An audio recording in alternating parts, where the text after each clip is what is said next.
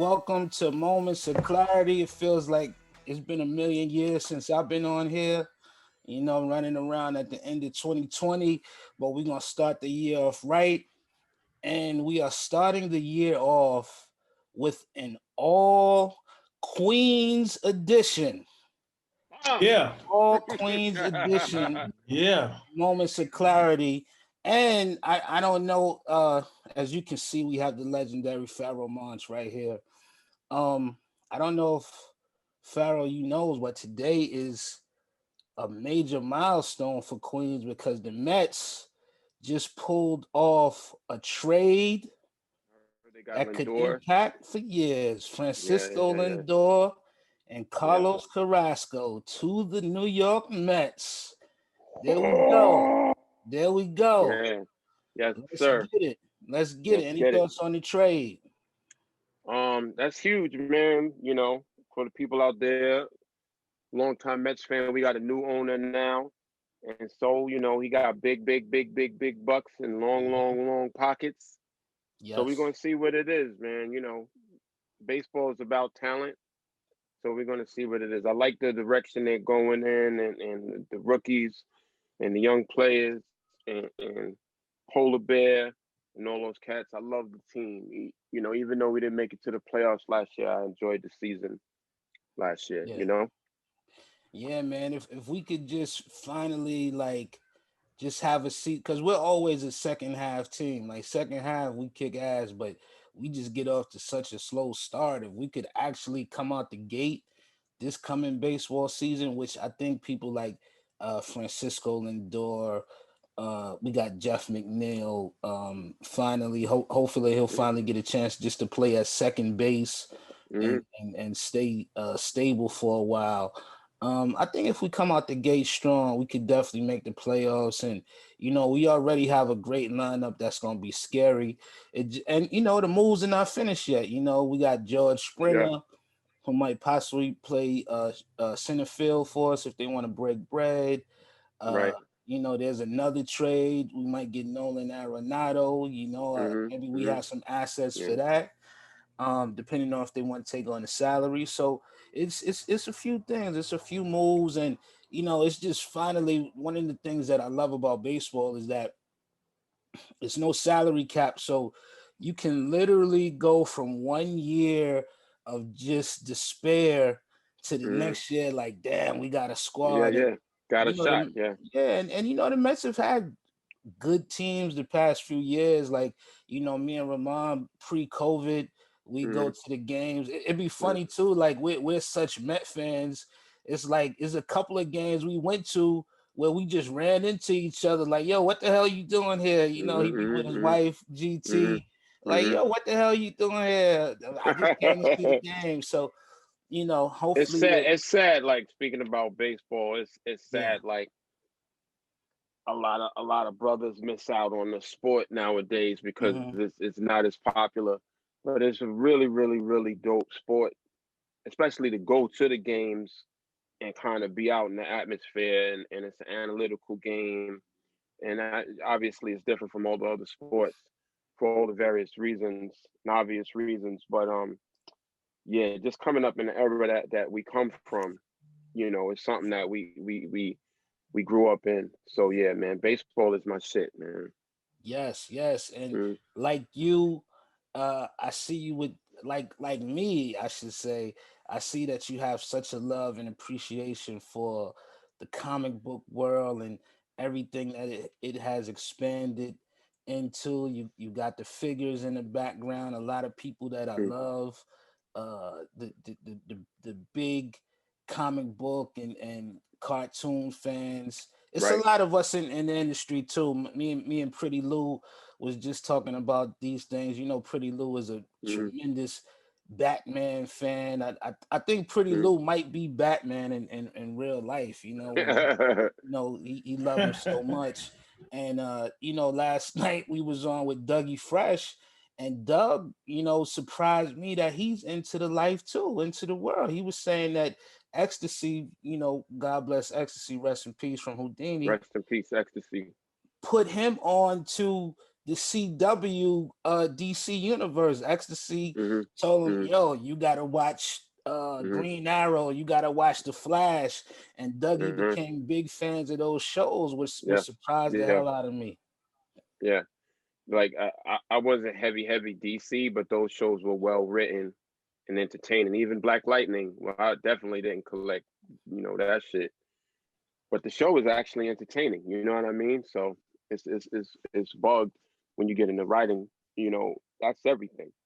It's the basis of a good show, obviously, and a good film and a character build. Like earlier before we jumped on, you was talking about the Mandalorian. Like, just look at how they flipped that whole thing Yeah. based on one of the characters from the earlier films, and then digging into the backstory of of of his bloodline and his culture and all the Mandalorians, and then be given the space to space that out over 8 episodes, 45 minutes long.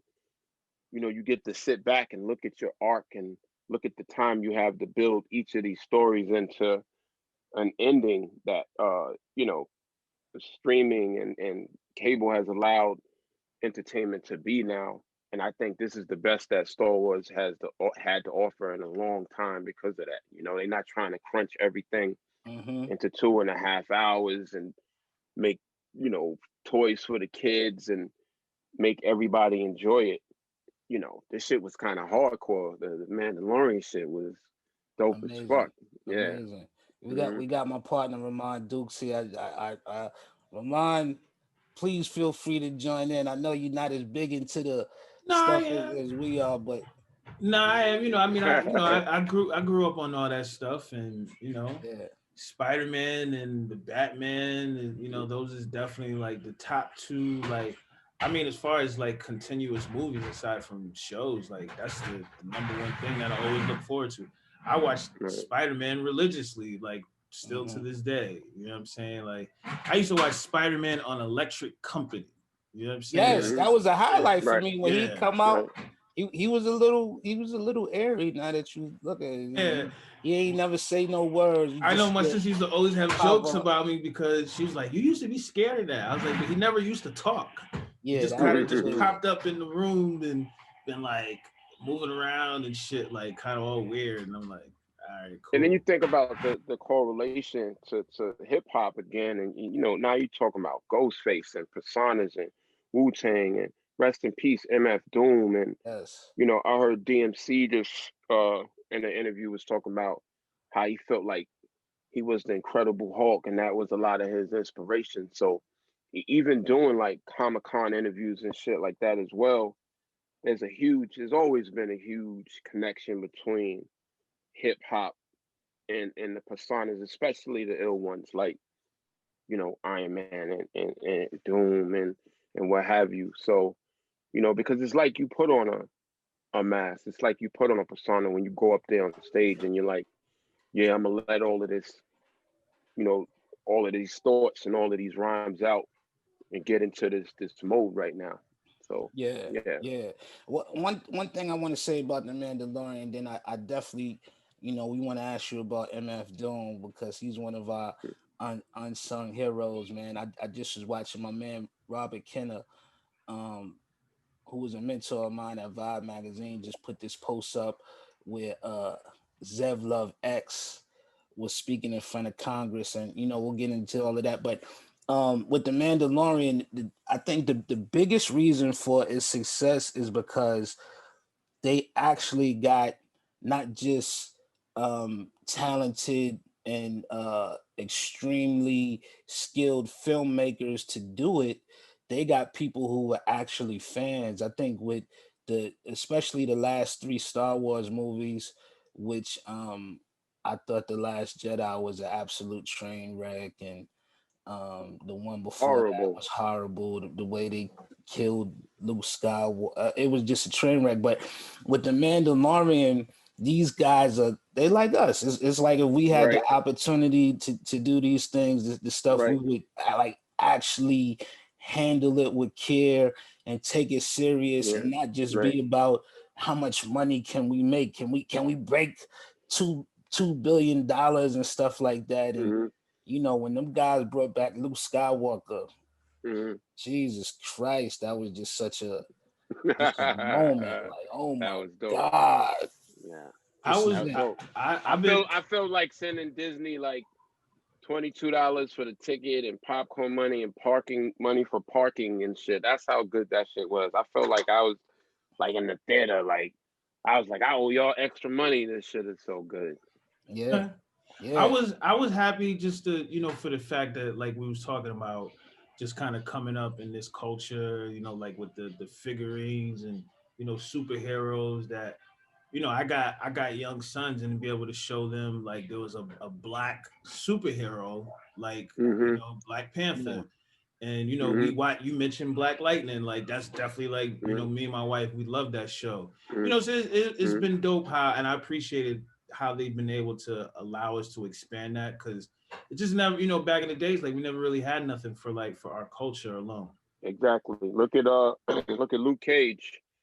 Look at the Luke Cage joint. You know, they got the fly music and the shit, the hip hop, and you know, culturally, you know, they brought it back home and wrote it so that it could fit into, you know, what today's situation would be like for Luke Cage.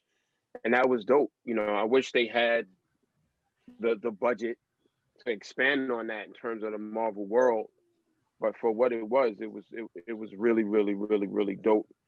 You know, old boy who used to work for the Source. I was just about to say Chayo. Yep. I was gonna say that too. He did it, but he was a fan. You know, that was dope. Just from, I mean, we from the media, but you know, we regular niggas. But you know, just to see how somebody can come from this world and acclimate to like a completely other world. You know what I'm saying? Right. Because that world on, you know, on them screens, like dealing with like DC Comics and all that stuff, like it's kind of like very territorial. You don't really see too many people like us like involved and like leading that. Right. Yeah. It's weird, man. Like I've been putting my pieces on the gram and shit, and like hardcore dudes would be like, "Yo, where you get that Wolverine from, son?" Like, yeah. What's the most rare one that you have? Just from the ones in the back. Is it So these right here is like all Wolverine series that a company called Mezco did. And once my dude put me on to them, like it's a little more detail in these, like the jacket and the hat and all the shit is actually like clothing and shit. But this tiger stripe one was the hardest one to get. And I actually like hooked up with a community of people, and my man I forget his account now and shit. Wade, he hooked me up with a bunch of people who was like out looking for people who had the shit, and they like got me the shit from offline, and somebody sold it to me. Yeah. Wow. Dope. Incredible. Yeah. Incredible, man. This is, you know, this is some of the things that people do just on a regular basis. But you know, you were saying with the COVID era, man, where people is in the house, it's really you stepped your collection up a little bit more, not being able to travel. Right, and that's another thing, because I'm down here in the basement, you know, like doing vocals on a fucking USB microphone, and you know, not really being able to move to studio after a while. Like I recorded at home for the first time in years. Like I never really did that shit before, but I was forced to in this situation because so many artists was asking me for features. And I'm like, I'm not even going to the studio enough to knock out these features and even stuff on my album. You know, so like even like the last 3 records recorded for my album, I just did here in the basement. And that being said, you're so confined, you could bring shit in. You're like, let me go back to my comic book, you know, from my comic book days, and like, you know, get it in and get some characters and not be fucking bored, and hook up my fucking background so I could do these interviews. Yeah, these joints is hard, man. Yeah. What have you been watching, man, in your leisure? Obviously, we talked about the Mandalorian. I just got on to Cobra Kai, and Mm-hmm. again, that's like the Mandalorian, where they handled it with care. Dope. For any fans of the Karate Kid, like it's like the perfect Super dope. sequel. Yeah, Super dope sequel to that. And it's campy.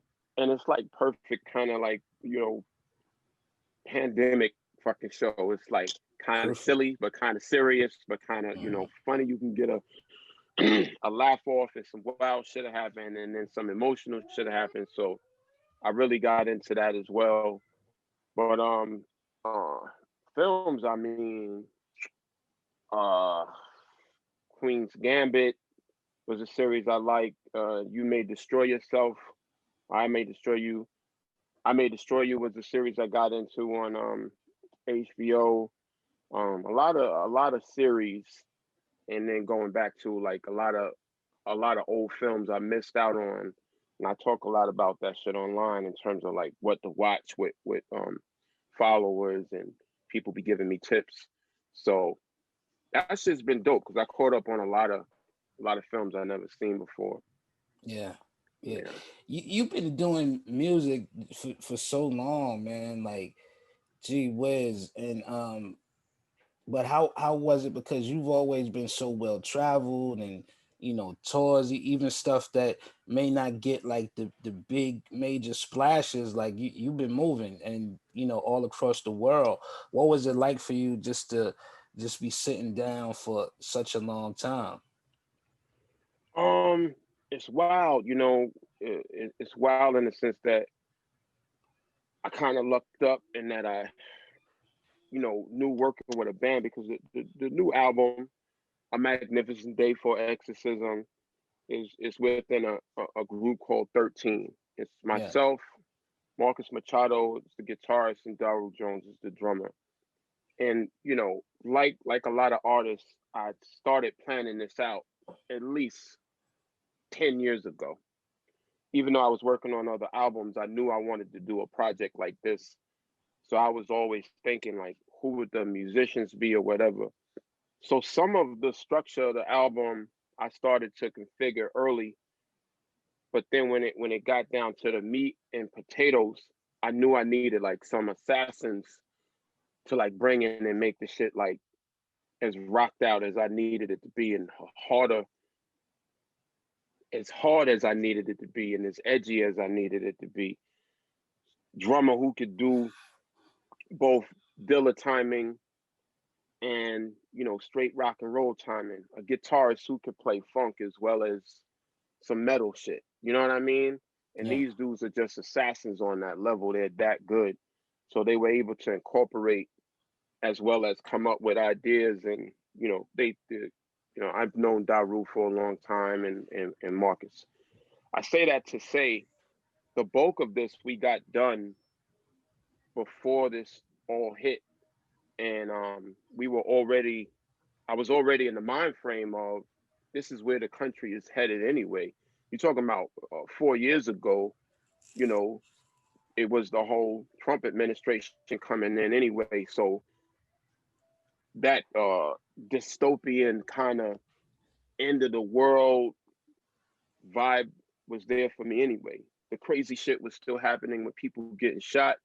So the album reads like, instructions to what's about to take place in the world anyway, and what's happening right now with this shit. A magnificent day for exorcism. Like I feel like we can't go forward until we like extract and exercise the past atrocities and the evil shit that has been done in the country. So the bulk of it we got done before all of this hit, and then the fine tuning was a little difficult. And like you said, you know, because I had been traveling, which is how musicians before this was most musicians was getting their bread anyway, was touring and banging out shows. yeah, You know, I have been fortunate enough to have a massive fan base that still supported me in that way. So I was out there grinding before all of this went down. Um, and I hate to say it, but I'm in a great mood. I hate to say it because of all that's going on with COVID and people that I know, and the sadness and heaviness that's in the atmosphere right now. But 2020, a lot of business shit came together for me, and I was able to stabilize a lot of things and function properly. We were able to Same with look us. inward, right? We were able to look inward and work on ourselves and think about, yo, like, I got to make this business move. And like, so it's obvious that this shit, everything happens for a reason, because a lot of people was just wild out in the world and not really focused. And this just forced us to focus on our spirit, our soul, our business, our families in an incredible way, and it's an ill balance, because I don't want to say I'm thankful for that. And it's just like, what? My fucking, 500,000 people are fucking dead Yeah. right now. But Yeah. it's funny how the darkness force your way through to the end of the tunnel, to the light. Well, Yeah.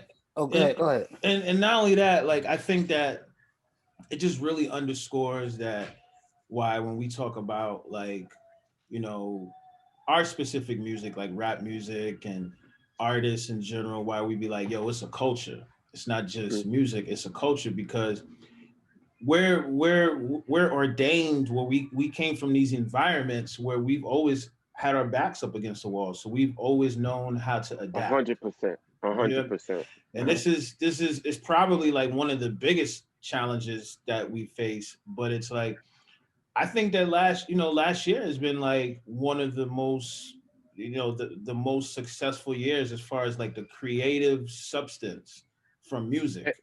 And you just made the point.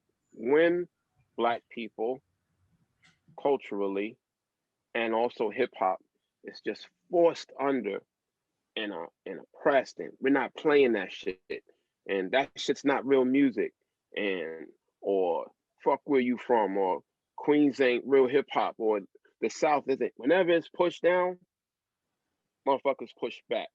They Yeah. push back and they go in the basement and they come up with the art that's from the heart and from the inside, and it just permeates. And that's the root of why this shit is dope. It came from nothing. Hip hop came from a heroin out, post Vietnam, fucked up city environment, no recreation, gang. What are we gonna do? What are we gonna do for joy? Like you just said it. You couldn't say it no better than you said it. You like, from all that comes something that you find a little bit of joy. And that's why it's hurtful when it's not respected how it should be, and why people should understand where it comes from, because it's just the diamond that was just compressed and came from out of so much pressure. Yeah. And I think not to cut you off, Rod, I think that those of us who are here and who are finding a measure of success in the midst of all of this chaos that's going on, um, I don't want to say that we can't be thankful for it, but we just got to really count our blessings and also know that it's for a purpose. You know what I'm saying? Like we're still here for the purpose.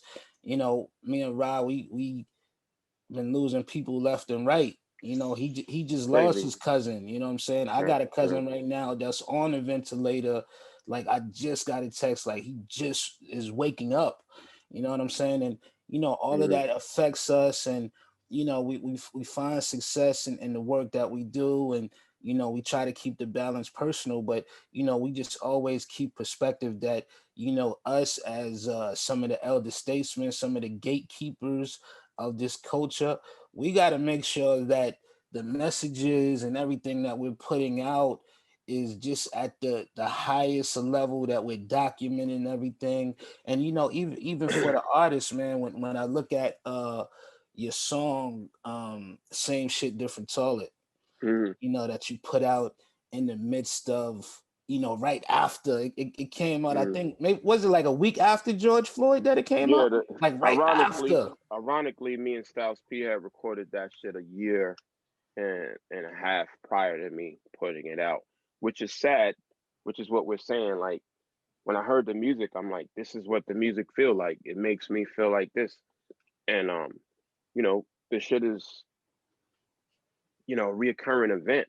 So when the incident happened, I had the song sitting because me and Styles got a bunch of records together, obviously, that we've done in the past, and we've kicked it around like, yo, every time we do some shit, it has a vibe to it. We need to do a project. So I kind of had it sitting like, boom, boom, boom. If I get a couple of more joints with Styles P, I'll hit people off with that shit. Now it's like, I can't hold this song, you know. So I just put it out, you know. Yeah. And that, you know, that's one of the reasons why we here, man. We got to get these messages out. You know, me and Rahman, we've been blessed that we could have this dialogue, and, you know, even if it's not having like an immediate change on things, you know, like Tupac, maybe it's going to spark the mind or the community that is, you know, future generations, or even a, you know, fellow OG that may want to get the call to action. In 2021, we still starting off in chaos, man. What was your thoughts on just everything that happened at the Capitol building with, you know, the rioters and, you know, motherfuckers stealing podiums and shit? They needed them niggas in the back of Pharaoh for last night. They needed all of them at the Capitol. So somebody said that shit. They need Wolverine up there. I think Pots from Daylight DM'd me and was like, that's what we needed on fucking Wolverine. But yeah, you know, it's funny how this all correlates and speaks to the overall conversation that we're having, in the sense that culturally, you know, we have seen this in the past. We've felt this way in the past. We know what it is. I feel like, yo, I've been, you know, we've been trying to tell you that there's two Americas. We've been trying to tell you that. And you know, you get to this situation and it's just like the shit is unfolding in front of everybody's eyes, and it forces you to think about Trayvon Martin with some Skittles, or a kid in the park with a toy gun, or the dude jogging, or any of these, or George Floyd, incidents that could have been avoided. Like, you know, George Floyd didn't have to die. Right. And then you get to this moment, and it's just such a it's a universal God moment, in the sense that it's at the almost at the perfect point where it's his people that's in the Capitol, like his people in the Capitol taking cover, because he was like, I don't give a fuck about y'all. Like, Mike Pence was in there, and Trump was like, I don't give a fuck about you either. Like, the supreme narcissist has pushed the shit to the point where firsthand, even his people get to see that, yo, if it really came down to it, he wouldn't give a fuck about you either. Right. But that rallies all these people who feel the same way, this collective of mindset, who may be getting disinformation and wrong information, and so be it. And so they're confused, thinking that like this dude really cares about them and their lives and their ideology, and they rally up and they move to this place. And there's a lot of you know, discussion about who was in the crowd and all that shit. I see the same thing that you see. I see that if it was Black people, we all know what would have happened. And that's just, it's a slap in the face. It's a slap in the face to all Black men. It's a slap in the face to democracy. It's just it puts a spotlight, and the pandemic has done this too, puts a spotlight on all of these different lies that will never be able to go back into the bottle. You'll never be able to cover this shit up again, and move with integrity and morals. This is what a narcissist leader unveils when he just shits on the principles that you've been claiming that this country is built on these principles and those principles, and somebody comes in and they're like, I don't give a fuck about the Constitution. I don't give a fuck about it. You can't arrest me. You can't do this. You can't do that. I can do what the fuck I want. Everybody else is feeling that same way, or his people is feeling that same way. So it's just disheartening because it breaks down the structure that we know is built on bullshit principles and two Americas. But it's just a slap in the face to all that shit. Especially as a black man, you're looking at the shit like,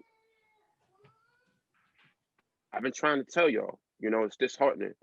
My mom's is 87 years old, and the fact that she has to watch that shit after all of these years. I was watching Stephen A. today. He was like, slavery, whippings, rapings, shootings, massacres, church bombings, and never have black people still going to the Capitol or the White House and be like, "We gonna fuck shit up." Yeah, that was real when he said that. I saw that too.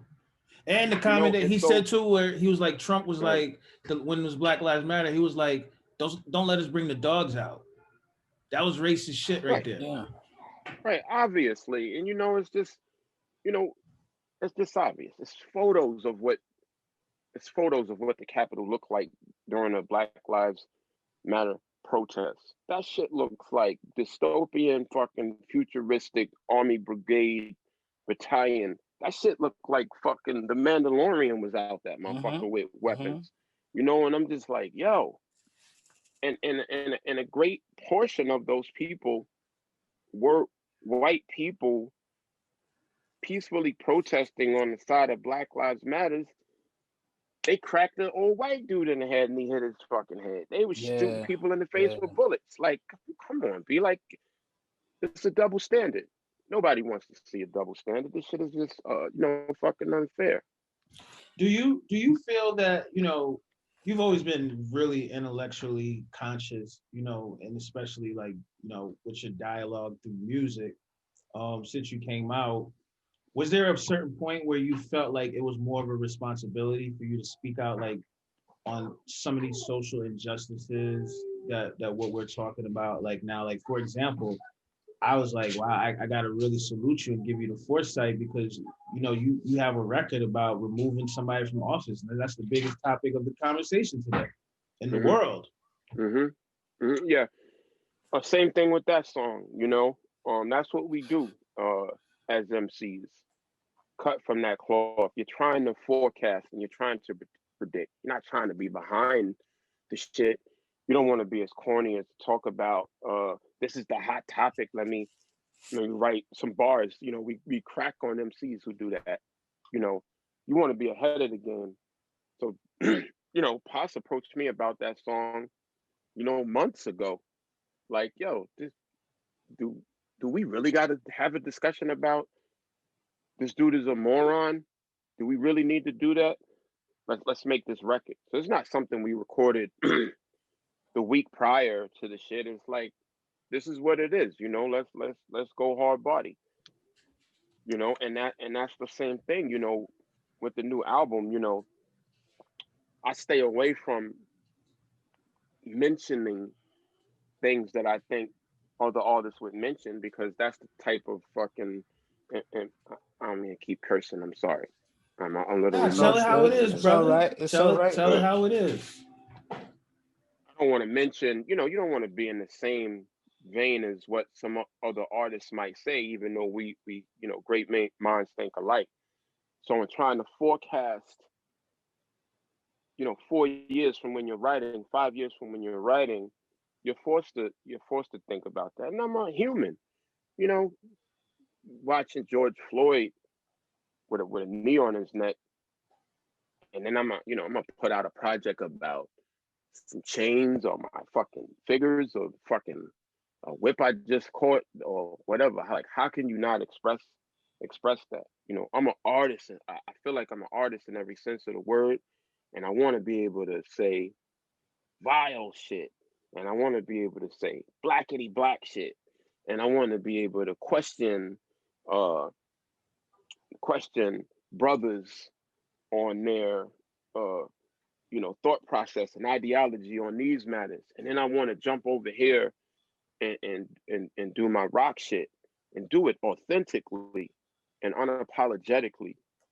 And so, I pride myself. That's the only thing I have. I don't have green lighted big budgets from, whoever or major labels or whatever.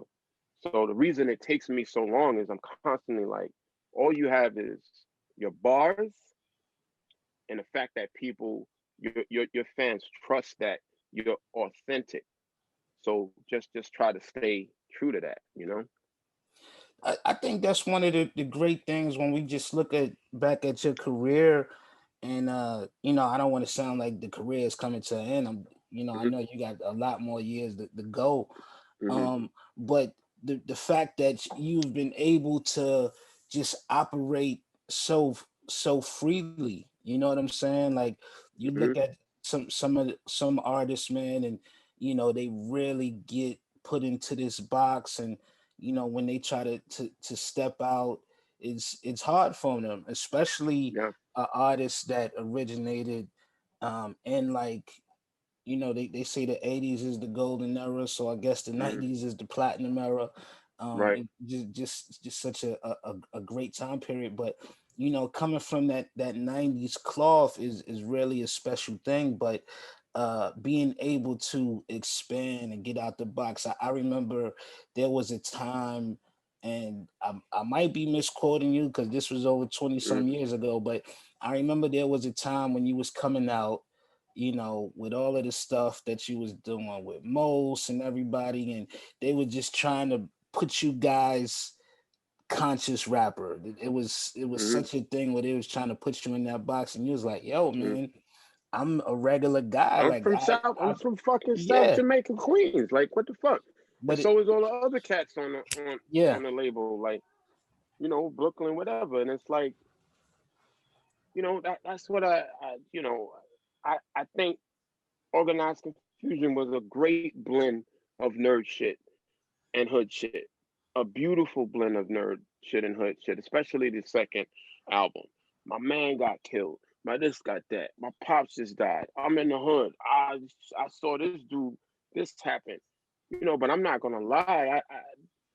I was fortunate enough to come up in an era where if you were trying to break into the game, originality was one of the things you needed to have. What are you adding to the culture? And you wanted to add something to the culture. So obviously, I'm inspired and a fan of G-Rap and Kane and L and KRS-One and Rakim and all those dudes and De La, and all this shit was happening in that era when we were trying to develop our voice. So I'm a product of all of that. So getting boxed in was something that I was like always leery of from the get. I knew that labels wanted to package you so they could sell you more easily, and I knew that Organized Confusion already off the rip is like, how do you fit that shit in a box? And we made decisions. We were like, fuck a box, man. Let's do the art. We'll figure it out. By the time I got to the raucous shit, I was learning from the younger dudes. I was learning from Mos and Qua. And Mos was obviously like, box, like, fuck, like, I'm gonna do this song, I'm gonna do that song, I'm gonna go over here, I'm gonna act over here. Like, you're not squeezing me in to anything. And just being around certain artists, and I thought I was, had integrity when it came to sessions. Just being around certain artists and seeing how people get busy, I'm a sponge, man. I'm like, you could add a lot more, drive to your shit. And I still feel I have a lot more to go. I'm on some ADD shit when it comes to writing. But when it comes to the integrity of the music, I feel like I'm right up there with the best of them. You know why I say like 90s, early 2000s is like one of my favorite eras because radio was just so open back then. You know what I'm saying? Like you listen to a Exactly. song. You can hear Cube, Yes. Cube, Far Side, Souls of Mischief, NWA, this one, that one, some thug shits and that shit, and you're like, oh shit, these dudes are hard. Oh shit, this shit is set. Naughty, you know. Now it's just all the same it was producer. diverse. It's all You look at a record. This 2020 was the 20th anniversary of Annie Up. You look at Annie Up. They was robbing people. They was kidnapping, and they was playing that shit on the radio like it was Cardi B right now. You know what I'm saying? Yeah. How did it feel Even when if you go? Yeah. I don't mean to cut you off. Yeah. Somebody was saying, if you go back and listen to songs that we considered soft back then and too pretty and too whatever, that shit sounds hard compared to what pop hip hop is right now. Right. And you know, we lose context. And a lot of times when other people get to telling their narratives, they don't put the things into to the proper context of what it was in the moment. And it's very important to do that with art.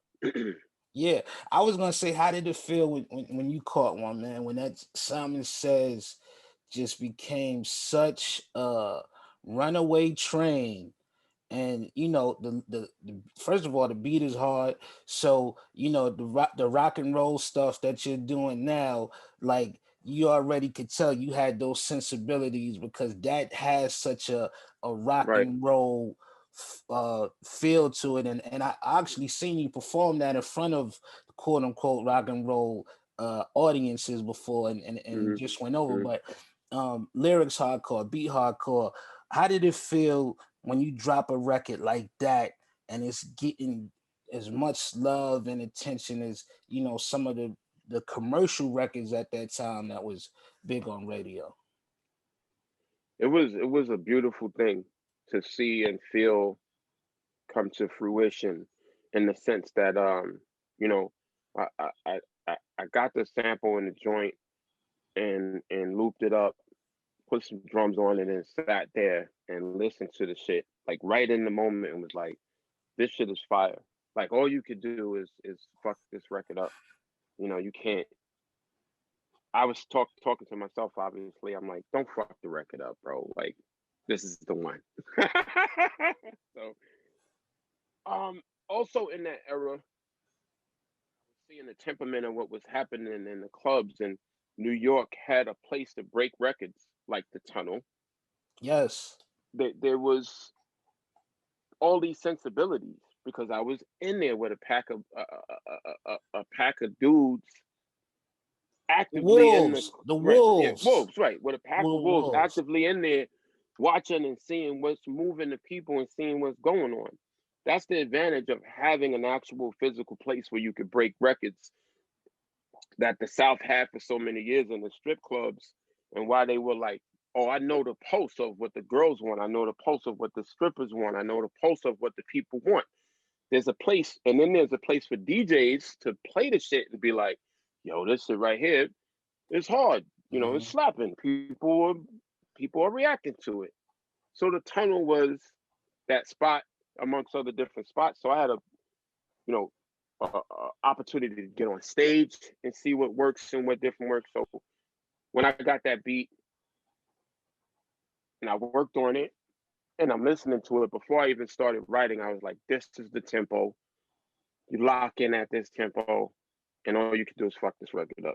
And, you know, tell people what to do. I said to myself, you can't be passive. You got to tell people what to do on this record. And knock the record out, being again honest. I felt it was a perfect song to be like, yeah, I know I'm known for this, but I do like titties, and I do like Henny, and I do like this, and I do like that.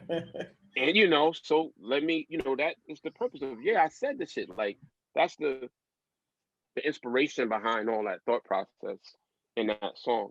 And I think that energy resonated with people in the rock side, because it was honest, and the fervor and the attitude on the song was that, like, I don't care at this point. Like, I know what this is, so let me rap like it. And that's like rock energy, hip hop energy, like pop shit good pop shit, MC energy.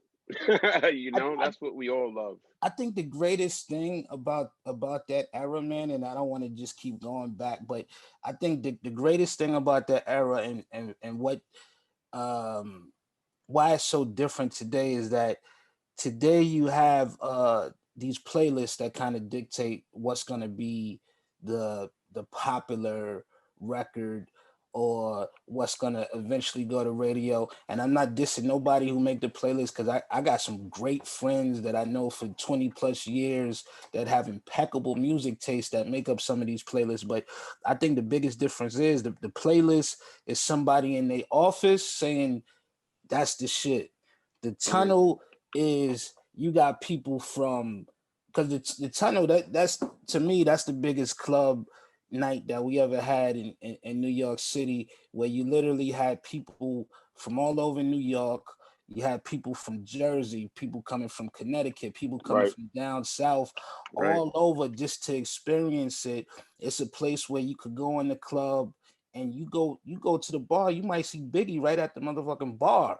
You know what Right. I'm It saying? The was biggest the rapper, energy. Tupac, everybody. Yeah, the energy in there was realistic, and Yeah. It you was the know, streets. It was the it was streets. the The streets. streets It was the streets. dictated Yeah. what was hot, and it wasn't no uh it wasn't segregation. It wasn't like, okay, this is New York hip hop or this is down south. Like if your Hmm. shit was dope, Hmm. Yeah. Outkast came and tore the tunnel down. You know what I'm Yeah. Yeah. saying? Yeah. Yeah. Dr. Yeah. Dre Yeah. and Snoop came and tore the tunnel down. It wasn't like Jermaine Jermaine Dupri. Dupri Mm. killed the Yeah. tunnel. You know, Yeah. it's what Yeah. is hot. You know what I'm saying? That's Right. when the streets dictated what was hot in hip hop. It wasn't like, Mm. oh, do you have the girl hook, or Right. do you have Usher singing the bridge? It was like, what is the hot shit? So, Yeah. that's when the streets was running it, and you had such a like it, How during. much time we got? Because I see my phone is like Okay, okay, okay, 20%. Where I okay. can You go Yeah, get. good? it's I it's don't have. gonna it's gonna cut off. We got about another solid 10 minutes. Let's get into the album. Let's Okay. get into the album. It comes out January Okay. 22nd. Yes, sir. January Yes. 22nd. Mm-hmm. And like I was saying, a magnificent day for Exorcism. 13 songs on the joint, various producers. Uh, it was important that for me, when people talk about this rock and hip hop mashup shit, a lot of times it's corny is fucked because it loses the hip hop, you know. And it was important for me to keep the temperament first and foremost of, you know, that flavor, that integrity to hip hop, because let's be honest. So you know, Lee Stone executing on the record from Internal Affairs and all of those records. My production partner from back then uh, did a few joints on here as well. From the Simon Says fame, worked with me on that song as well. So it has that energy naturally, as well as Knots, Marco Polo, came in and like saw that the band and everything was fine tuned and shit was insane. Crazy attention was paid to, you know, the shit not sounding like anything anybody else is doing, which is what's Mm-hmm. so dope because we just mastered the other day, and it's some heat on there, but it doesn't remind you of any heat that anybody has right now. And it's important that I step away from the last projects too. I think that's important. So all my solo projects have kind of had their own vibe to them, and this one is dark. It's my hardest album ever. Super dark, super hardcore, mad bars. Sometimes some of the songs is just bars, you know, like, but it's rocked out, so it's dope. We ain't Um, mad about that. yeah. Yes. Before we get out of here, man, Mm-hmm. MF Doom, Mm-hmm. one of your guys, man. Why is he considered such a MC's MC? Technically, you know, he found his voice. Let's talk about that. You know, you can count on your hand how many artists find their voice in that way. And Sean Price was another one. You know, there's a lot of MCs or a lot of artists who are successful in all genres of music, but few of them really find their shit. And I feel like in the MF Doom phase, he really found his joy and his love at where he was placing the rhythms. Freedom. Look how free I mean, the shit was just free. How good is freedom in art? You know, and that's why it crushed me. I'm still hurt because it's not like I got all his albums and I'm that type of Doom fan, but what he meant to me was freedom and just ball work, offbeat ball work, funny shit. You know, he made me laugh. And then what he thought about was he was one of one. And it's important for MCs cut from that cloth for you to hear a song and you would be like, only Pharoahe Monch would do some shit like that. I can only think of 3 other people to do some. And Doom had that. And his passing has really crushed me. More so than that, he stood for somebody who permeated through time, had a second career after his group career, you know, pushed the envelope like a Black Thought in terms of you see Black Thought on the flex with the beard and the gray shit, and he's bodying the shit, and it just distorts time because you're looking at him like, how could somebody like this care so much, you know? And that's, you know, that's the shit, man. The caring is what, you know, really fucked me up with Doom, you know? Pharoahe, thank you so much for coming on the show, man. Rahman, do we have his math and everything? You still on mute, Rahman? Yeah, I'm sorry. Yeah, that was amazing. You know, MF Doom was definitely like, you know, he was a dope artist, and then even going back to, you know, how Shah had mentioned about artists being able to like the evolution. You know what I'm saying? And like the stuff that what he did, like from, you know, working with like Third Base and then like creating the MF Doom moniker and then fucking with Ghosts. And, you know, I thought it was really dope the stuff that what he had did. Such as, you know, people such as yourself. One of the last questions I had wanted to ask, you had mentioned that, you know, going back to your project, you talked about putting together like a big portion of it before everything happened. How much more did you end up completing last year? Just being a really perfectionist and jackass and like trying to land the Cypress Hill feature for the Fight record, which was you know, they're featured on the first single off the album. Shout out Be Real, Zendog and Cypress for doing that shit. I had landed another huge artist, but there was some you know, issues with the replay and the interpolation of the record. So we had to redo the record. So I lost out on that feature and I wound up doing it myself. So little things like that, I was like, tweak this, move this here, and change this thing over before we were able to release the record. Amazing, man. Thank you for coming on. Yes, sir. I appreciate Rahman, y'all, man. Do we have his number, Rahman? Do we have your number, Pharoahe? Yeah. I'll get it to y'all. Don't worry about it. I'll get you all the information. Yeah, because we're doing some on MF Doom, and we would love to, you know, you had some really dope stuff to say, so we'd love to get you involved in. And then overall, like we have some other things too to tell you about. Big time. Please, I need to be anywhere, everywhere, all the time. I got a new project coming out. Whatever y'all want to do, just let me know. Okay, so we will be hitting you this week. All right, thank you, my brother. Happy New Year to you too. I appreciate y'all. Thank you.